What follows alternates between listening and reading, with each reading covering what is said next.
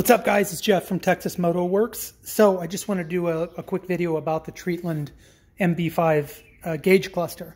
Now, thank goodness Treatland sells that, because if it wasn't for that, we'd be sunk. If you don't have your original MB5 gauge cluster, or yours is damaged beyond repair, or it's whatever, it's a great option.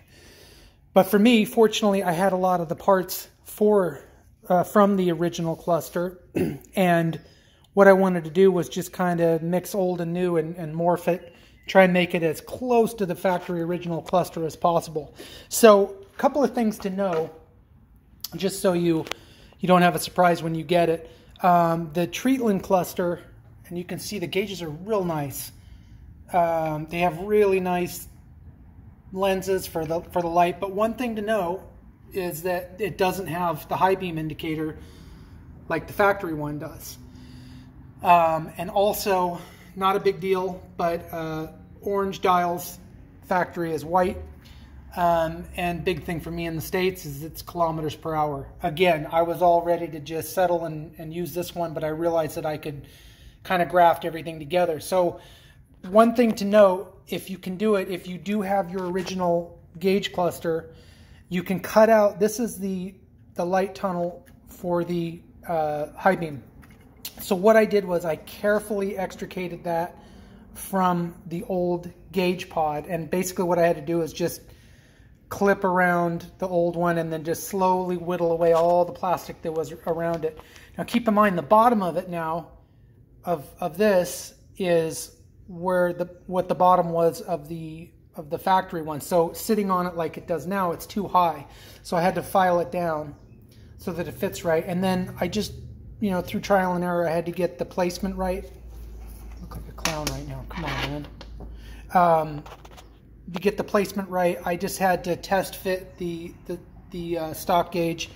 One thing I did have to grind away a little bit was inside here. It didn't really fit right, but I had originally mounted the high beam tunnel a little bit down and over, and it just didn't fit up right with the gauge. But now, pop it on there, and it's a great fit. It'll do what it needs to do. And since it's the factory, what I'm going to do is I'm going to use the factory light harness. Even though the Treatland one comes with its own light harness, it obviously doesn't come with the bulb for the high beam. So I'm going to just morph the factory light harness into this, and I'm going to try and run 6-volt LEDs, white ones, bright white ones. So anyway, as far as the gauge itself, you're seeing that it's really low mileage. Well, let's just say I bought it like that. I got it like that. I got a deal on it, and bought it used, and basically it's going to jive with the bike, because the bike is going to be a complete rebuild. I mean, everything is getting done, the bearings and the steering head bearings and the battery, and a long list of stuff. So the bike will basically be a brand new bike. But when I do sell it, I will definitely let the people know exactly. I'm not going to tell them it's a 0-mile MB5. I'll tell them the story behind it, because I'm just not into odometer fraud like that. So if you are, that's your thing. That's fine. It's great, but not my thing. But anyway, so sum it up. This will all bolt back together. I'm going to use, one last thing. So the stock MB5 has a bright and shiny little Honda emblem there.